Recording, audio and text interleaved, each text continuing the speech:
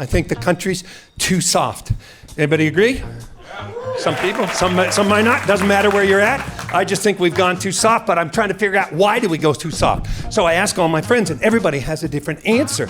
Well, I figured it out for you guys. You know what it is? It's vaping.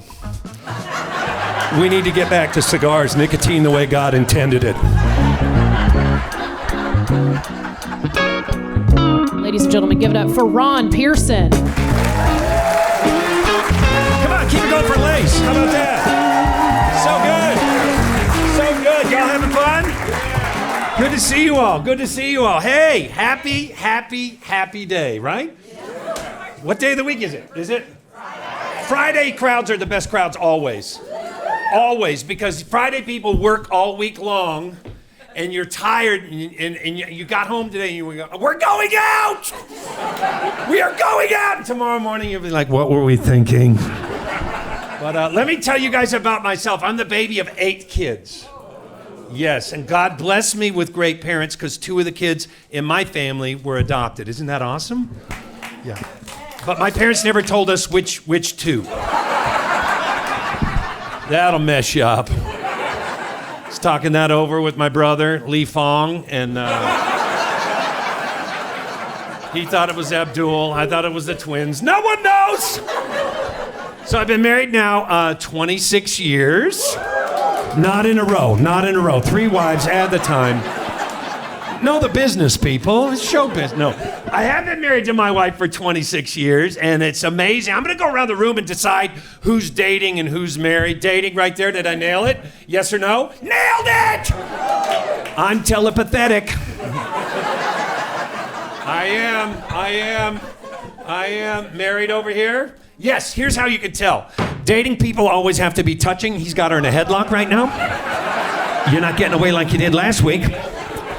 And the married couple's like 3.5 feet apart. Like, oh, you're still here? All right, let's talk after the show. And when I was dating my wife, every touch was foreplay. Every touch. I'd be like, hey, can you hold it?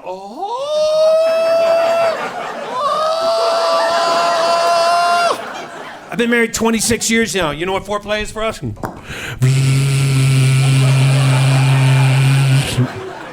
It's chore play. Chore play. You know what? And how long you been married, my friend? He can't even answer. That's your future. He's too afraid. You say the wrong thing. Once you're dating, it's all cool. Once you're married, you cannot say the wrong thing. Look, he's got PTSD. How long you been married? 33 years. 33 years. Give him a round of applause. That's beautiful. All right, watch this. Pay attention, you little freak. Watch this. You remember the day you got married, didn't you? Yeah, not the date, but you remember it, like certain things, right? There's certain things that get etched in your brain. When my wife came, there's not even a joke to this. This is just my life. When she came out in the dress, I was just like, how did I get that? Like, there's just no way I could get some. I'm not kidding. And you'll never forget it. Just etched in, I bet, when you saw her.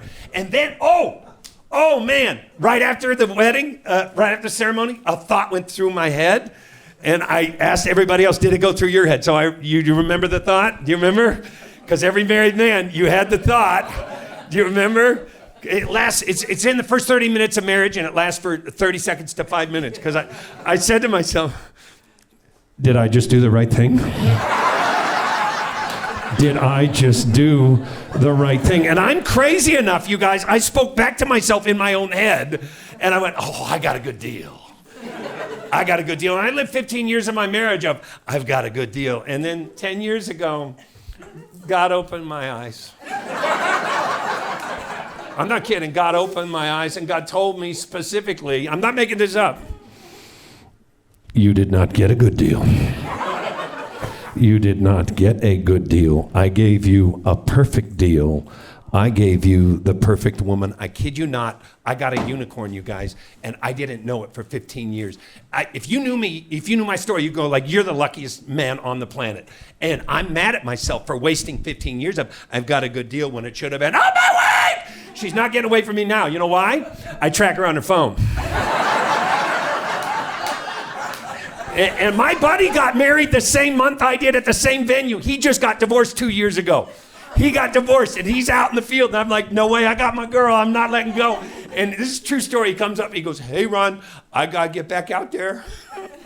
I'm like, yes you do. He goes, I gotta get online. I go, you get online. So he got online and he got matched with his ex-wife. And they both lied about their age. Like, oh my God, do you like pina coladas? My age range is crazy. My buddy came up to me 2 years ago. He goes, hey Ron, I'm gonna get me a trophy wife. I'm like, I doubt it. He goes, no, I am a trophy wife. And I go, okay, well these days, everyone gets a trophy. A participation trophy. And I seen her, she's been participating a lot there, buddy. So when I was a little boy, when I was 7, my father passed away when I was 7. And then chaos happened in my house. I'm just gonna say it was chaos. My brothers were crazy. A lot of, and all the stuff. And then my stepfather came along. And most people go, hey, how is your stepfather? And most people are like, okay. Hey, I tell you guys, God gave me 2 great dads. I got 2 great dads. And the day I got married, my friend, my stepfather came up to me and gave me advice. Pay attention, this is good. All right, rookie, you ready? He told me, he said, Ron, marriage is like chess. And I go, great, so I'm trying to beat her? And he goes, no, you're on the same team. She's the queen and you're the king. And I'm like, oh, yeah, that makes sense. Yeah, because she's allowed to go anywhere on the board she wants. I can only go 1 square at a time. I can't go there. Okay, I'm back at home. Stay away from that knight. I'm calling the bishop. Oh, my word. So dating and marriage are similar and different. The similarities, all relationships are about gift giving. You give a physical gift or an emotional gift. You can't give all of one and not the other. You got to mix it. Pay attention. You got to mix it up. And when I was dating my wife, so much easier to get the physical gift. I could get her something great. Bang, look at that, bang. Or I could be finishing a Coke and hand it to her and she's like, oh my God, he loves me. Once you're married, that game is over, man. It's 4 presents a year. It's birthday, anniversary, Christmas, Valentine. You cannot mess it. No longer flowers out of the neighbor's yard, only top shelf gifts. First couple years of the marriage, so easy. Bang, look at that, bang. 8 years in, I'm not making this up, you guys. 8 years in, I ran out of ideas. She was so mad. She's like, just give me cash. So this year, 26, I better get her something good. I have no idea what to get her. And I'm just out of ideas. I asked her best friend, what should I get her? And her best friend changed how I thought. Her best friend goes, get her something she would not get for herself. And I'm like, oh, get her something she would not get for herself. So I got her a job. And I don't know if we're going to make it to 27 years. Look at that. This guy started clapping, and then he looked at his wife. Oh, yeah. Hey, sorry for interrupting the special, but now's the obligatory time that I'm supposed to ask you to like and subscribe, but everybody does that. So what's in it for you? Let's make a bet. How about I juggle these 6 rings, stuff them all over my head without dropping? You will actually consider liking and subscribing. Is that a fair bet? That's a fair bet. Let's give it a shot here. Here we go. Come on, baby.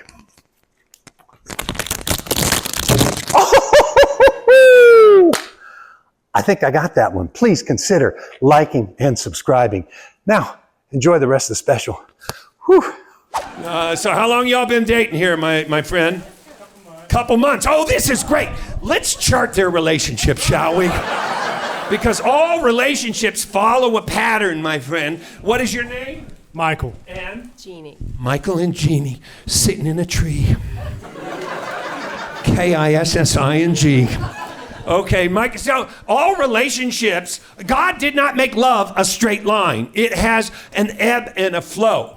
And when my wife is flowing, I'm ebbing. So true story.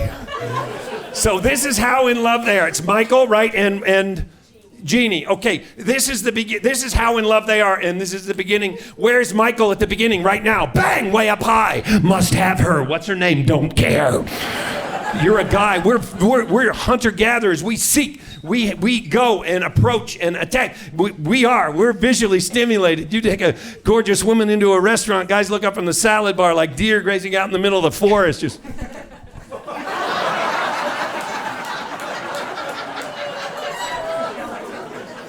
So he's up here, and Jeannie, right? Where's Jeannie at the beginning? Way down low. You got to protect your heart. She's got a little wall around her heart. It's your job to knock her wall down. Hey! Can I come in? Swipe right. Swipe right. About the time he gives up and walks away, you'll pop up over the wall and go, hey, where are you going? No, come back, because right now they're in the wooing stage. Woo, woo, woo, woo, woo. I'll take you to the comedy club. He's wooing her love up the chart, and then 8 months in, bang, they're both going to be the exact same amount of in love. Isn't that beautiful? Why can't time stop there? It doesn't. One person's more in love than the other, always. I don't know why God set it up that way. Generally, the woman's up here and the guy's down here. How do I know that? You girls say weird stuff. You do. I just like to watch him sleep. Like, what? That's stalking and should be a felony, ladies. So the girl's up here, Jeannie's up here, and he'll be down here. Don't worry, Jeannie, he's a guy, he's just like me. We say stupid things. 1 year and 2 months in is usually the place. He'll be relaxed enough, he'll look over at Jeannie. Did you put on weight? She is ticked off. She is down there so angry, but you can get her back. Buy her flowers, write her a love note, watch 2 seasons of The Bachelor with her. And you're right back in. Yeah, it's true, isn't it? And then time goes on. Jeannie's up here, he's down here. 2 years and 2 months. This is weird. 2 years and 2 months into every relationship, you women, for no apparent reason, just right in the toilet. Just, and for no reason. And you're just 1 month, you're just, and we're up here going, I don't get it. I love her. What's going on? And she'll just be snapping at you, brother. Just, I don't get it. I love her. Until you find out, apparently it was something you said way back here that she remembered in a dream the other night, because there was no closure on the issue. I need closure. How long you been married, Slick? 32 years. Give him a big round of applause for that. Watch this. I already know his answer. Have you figured her out yet? No. Yeah. Because you women are complex. Men and women, very different. You're so complex. We are not complex. We are simple. We are. And you girls, I have to decode my wife. It's like trying to solve a complex math equation. I feel like a 4th grader walking into a calculus class. Just, where'd all the numbers go? I may not be a smart man, but I do know what love is, Jenny. It is hard because, first of all, they're so complex because what you say and what you mean can be 2 entirely different things. My wife walked in the room and go, honey, I'm going on a diet. Let's get ice cream. Pick a team and stick with it. You use so many words and body language and feelings. I have 2 feelings, horny and hungry, and in that order. One way or another, Daddy's getting fed tonight. Does your wife speak in codes? Codes, yeah. My wife's from Texas. My wife, honey, at 6:05 p.m., you were ignoring me. At 7:10 p.m., my train left the station. At 11:15 p.m., who do you think will be sleeping on the couch? You look pretty. She speaks to me in riddles, and I'm on Ritalin. That does not work. Are you allowed to dress yourself yet? Yeah, that's not. No, you're going to become a doll for her. You're going to be Ken without Malibu, a Corvette, or dignity. The other day, my wife walked in the room. She goes, you're not going out like that. I go, I just got out of the shower. I'm naked. She's like, well, it looks wrinkled.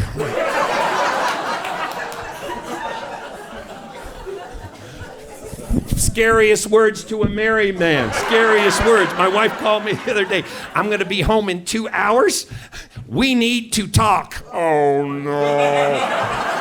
Oh, my word. That can be anything, brother. Once you're married, the gamut of what that can mean. I'm going through the Rolodex of things I did wrong. Toilet seat, toothpaste cap. Who got into my DMs that shouldn't have been there? It's going to be ugly, man. But it might not be. It could be as innocuous as we've left the mayonnaise in the refrigerator too long to I saw how much you lost on DraftKings. Either way, I'm going to die. Botulism or strangulation. And when you say we need to talk, you women can talk. It just comes out. And it just keeps going. She just keeps going and just run-on sentences with no punctuation. I think that's why God gave you a period once a month. It's time to stop. Even God's saying, yeah, it's a bit much. And I'm not a good communicator. She wants to talk, and I get so nervous. I'm not a good communicator, and she wants to talk, and I just want to give her a 1-800 number. For a sincere apology, press 1. For flowers, press 2. For a warm embrace, press star 69. She never presses warm embrace. Ever. It's always the other. It's always the other. And she's just staring at me, waiting for words, going, representative, representative, representative. And I'm like, para español, marque número 2. Oh, my word. Oh. Wait till you have kids, man. For those of you without children in here, and we know who you are because you're smiling and happy. How many kids you got? How many kids you got? 5. Look how ticked off this guy's been the whole show. No one told you. No one told me when my daughter was 1 year and 4 months old that she would wake me up every morning, 4:30 a.m., banging me on the head. Daddy, Daddy. I'm like, what? She's like, shh, Mama's sleeping. Well, wake her up tomorrow, would you? Oh, the kids think I'm God. I'm not God. Dad, why do we have money? Like, we don't. We don't have money. Dad, why can't we see the air? I'm like, oh, geez, kid. That's why I moved to Los Angeles. You can see it everywhere. Look at that. It's impossible to have a kid. Oh, my God. Hey, you know how you're born? You know how you're born into your life? And you just are in your family's life, like this is the lane you're in, so everything seems normal, but everyone out there looks at your life and realize that's not normal, but you don't know, and then the prism hits one day, and you're like, oh. Y'all know what I'm saying? Okay, that just happened to me.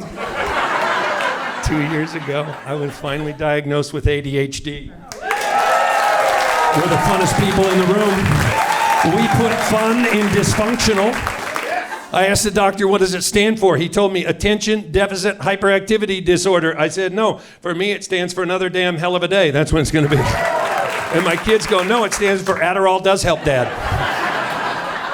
So I wanted to know what it is because I get a label put on me. Like I'm loud, yes, but I'm also deaf. So I'm loud for that reason too, but I'm loud. And I also get distracted. I get distracted. Squirrel! Very distracted. Like I have the attention span of a Kardashian with a new husband. It's true. But those are just labels. I wanted to know, what is it? Like, what is it? What's going on in my brain? And you guys, the doctor told me, like, in depth. But I couldn't follow him. But one thing that stuck in my head is that I have a neurological disorder. Neurological meaning my brain, and disorder means I can't organize for crap. My desk is a mess, my trunk is a mess, my closet is a mess. I watch episodes of Extreme Hoarders and I'm like, I like your filing system. Piles, it makes sense, you can see it all. And my poor wife has OCD. She has OCD, I have ADHD, and my kid has IBS. Together we're like half of the alphabet.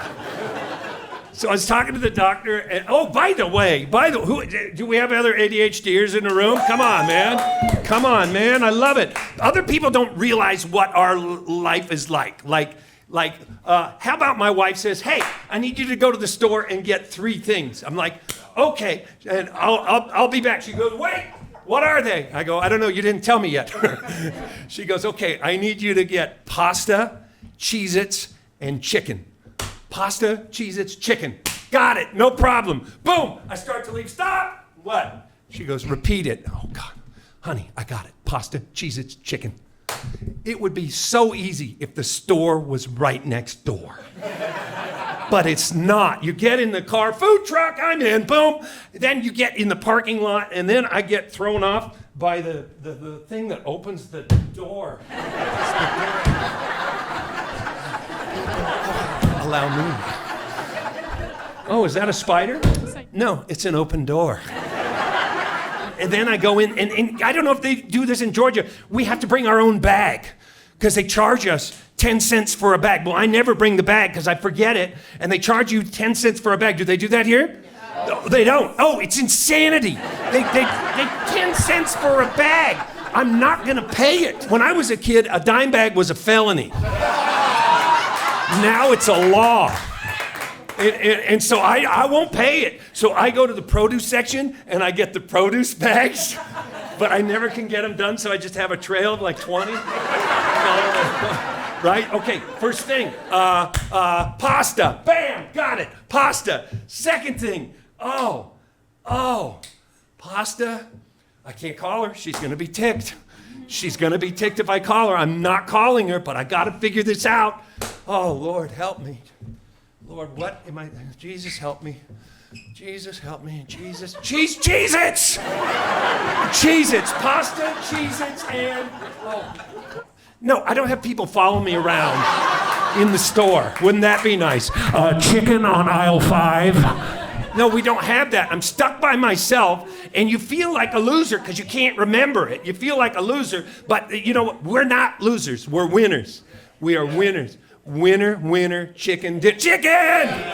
Pasta, Cheez-Its, chicken, bang. And then, 10 items or less, like, could you imagine if I got more than 10 items? It'd be a nightmare. So she rings them up and says, that'll be $8.52. I go, I forgot my wallet, I'll be back. You want me to put this on the pile of your stuff from last week? Sure, it's impossible to be ADHD, and the doctor told me statistics. Oh my gosh, it was really depressing. To be honest, he told me I have a 50% chance of having anxiety. And I'm like, well, that makes me nervous. 1.5 times more likely to be an addict. And I'm like, you want to bet? I have a 25-year lower life expectancy. True. And that makes my wife really nervous and relieved at the same time. But I was thinking about it, you know, it was really depressing because I'm just like, seriously? My kids have to deal with it. My wife has to deal with it. I might have a lower life expectancy, addiction, all these things. And then he said one thing, you guys, it blew my mind. He said one thing and I went, oh, no. This is actually the best thing that's happened to me. It's actually my superpower. You want to know what he said? Get this. He goes, Ron, Leonardo da Vinci probably had ADHD. Albert Einstein probably had ADHD. I go, well, your clue there is anybody that comes to here with an egg beater probably had it, right? Alexander Graham Bell, Thomas Edison, Wolfgang Amadeus Mozart all probably had ADHD. I said, why all the geniuses have ADHD? He said that my brain goes 4 times faster than the normal brain. That's because I'm going down 8 lanes at the same time. Woo! Come to the dark side, it's fun. Number 2, you marry the opposite of you. I got that amazing unicorn of a wife, and she got the short end of the stick, but that's okay. And number 3, I found out if you have ADHD and you actually get interested in something, we have the ability to become hyper-focused. Hyper-focused. That's how I learned how to do this.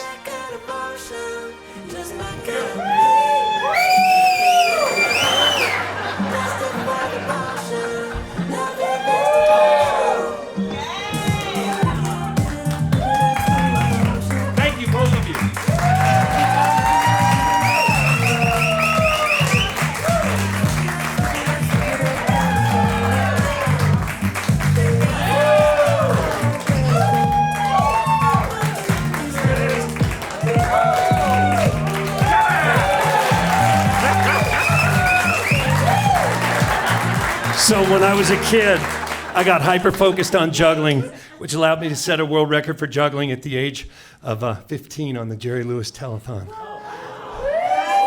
When I was 19 years old, I went to the World Championships that were right here in Atlanta. I took 4th in the world.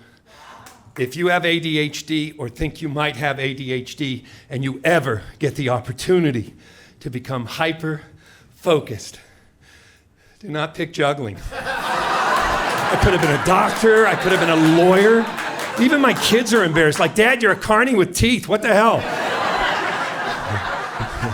You guys having fun? Good. Hey, is it me? Or has the country kind of changed in the last couple of years? A little bit? Yeah, a little. I mean, it's like really different now, right? And personally, I was trying to figure it out, and I think we've gone just too soft. I think the country's too soft. Anybody agree? Some people, some might not. Doesn't matter where you're at. I just think we've gone too soft, but I'm trying to figure out why do we go too soft. So I ask all my friends, and everybody has a different answer. Well, I figured it out for you guys. You know what it is? It's vaping. We need to get back to cigars, nicotine the way God intended it. I don't know what it is about a cigar, but it makes you a man. My kids listen to me now. I just started 2 years ago. They actually listen to me. It gives you big cigar energy, I think. Think of the people. Winston Churchill stopped World War II. He had a cigar, right? Michael Jordan, best basketball player of all time, he probably had dunked with a cigar in his mouth. Big cigar people. You wouldn't see Fidel Castro trying to lead Cuba with a vape pen. Get from the Cuba. Why do vapors always try and hide that sucker? What are you ashamed of? What the hell? It's like you're a 4-year-old and you got the last Capri Sun and you're worried the other kids are going to steal it. Nicotine built this country, you guys. Nicotine did. It did. Younger kids, you have no idea. Younger kids, when I was a kid, we smoked in airplanes. We had ashtrays in the armrest. You'd hit a button, they would come light your cigarette for you. That's a felony now. Soft. Your generation is soft. When I was a kid, we would put gas in the car and light up at the same time. We weren't smart, but we were tough. When I was a kid, we gave kids candy cigarettes. Here you go, kids, starter kits. Starter kits. Oh my God, when I was a kid, my sister was giving birth and she was in the labor room. True story. She was so nervous, they gave her a cigarette while she was giving birth. That is the toughest kid I know. And he talks like this. Hey, how's it going? What's going on? When I was a kid, we had the song Smoking in the Boys' Room. Remember that? Wasn't that a great song? Smoking in the boys' room. What would it be now? Vaping in the non-binary safe space? Just doesn't have the same ring to it. Look, movie stars all had cigars. Clint Eastwood, you wouldn't mess with me. He had a cigar. You wouldn't mess with Arnold Schwarzenegger, great movies, great cigar guy. Sylvester Stallone, great movies, great cigar guys. We've lost all the movie stars and all the great movies. Like, what was the biggest movie this year? Barbie. You know Ken vapes. He doesn't even have genitals. Check it out. He's definitely a vapor. Nicotine built this country. You guys, look at the leaders. Look at the leaders who built this country. John F. Kennedy and Robert Kennedy smoked cigars like my kids eat Skittles. And what did that get them? Marilyn Monroe. I rest my case. Bill Clinton, he had big cigar energy, didn't he?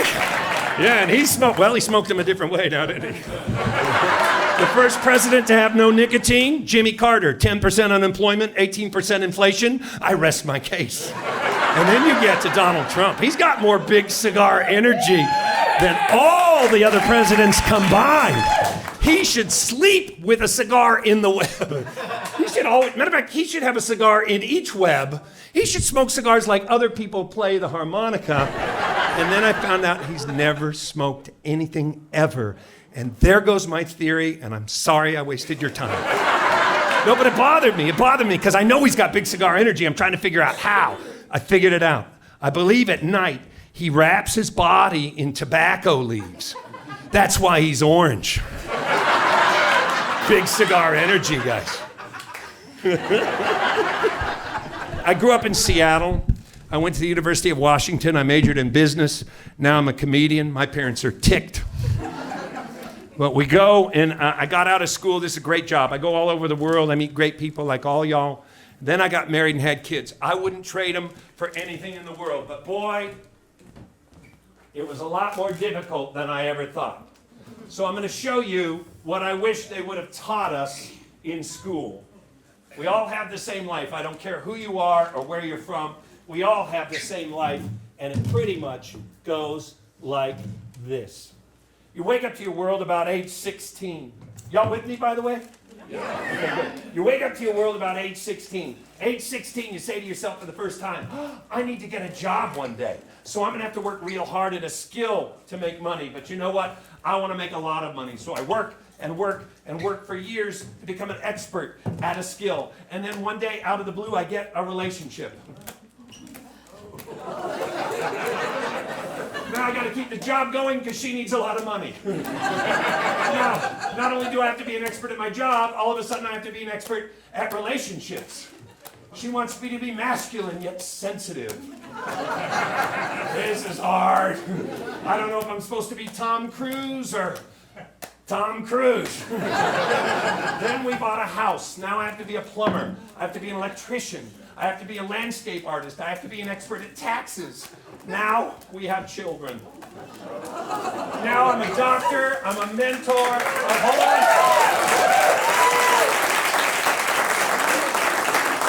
Now I have to be a doctor. I'm a mentor. I'm a theologian. And all of a sudden I hear from my wife, honey, I don't get enough attention. There is no time! And that's how your life goes. How about that? You guys are awesome, man.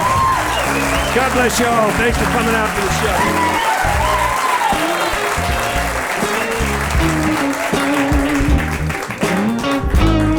Give it up for Ron Pearson, everybody.